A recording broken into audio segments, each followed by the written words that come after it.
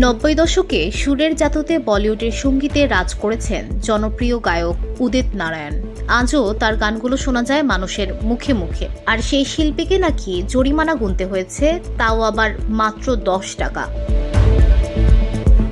ভারতীয় সংবাদ মাধ্যম হিন্দুস্তান টাইমসের এক প্রতিবেদনে বলা হয়েছে, বিহার কোর্টে উদিতের বিরুদ্ধে একটি মামলা দায়ের করা হয়েছিল।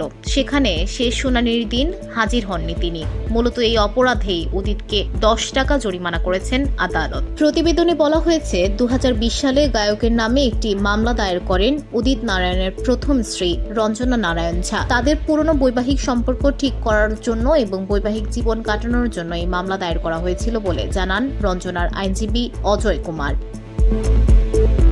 সোমবার 16 ডিসেম্বর এই মামলার চূড়ান্ত শুনানির দিন দেওয়া হয়েছিল, কিন্তু সেখানে গায়ক নিজে তো হাজির ছিলই না, এমনকি তার পক্ষ থেকে অন্য কেউ জবাব দেননি। বিহারের সেই পারিবারিক কোর্টের বিচারপতি রাহুল উপাধ্যায় এদিন 10 টাকার জরিমানা করেন উদিত নারায়ণকে এবং আগামী 28 জানুয়ারির মধ্যে তাকে জবাব দেওয়ার সুযোগ দেন। কিন্তু কেন আবারও বৈবাহিক জীবন কাটাতে চান রঞ্জনা? তার কথায়, তিনি এখন বৃদ্ধ এবং অসুস্থ, তাই তিনি এখন তার স্বামী উদিত নারায়ণের সঙ্গে থাকতে চান। তিনি আদালতের উপর আস্থা রাখছেন বলেও জানান, যদিও এখনও গায়কের তরফে কিছুই জানানো হয়নি। VOD Bangla news desk.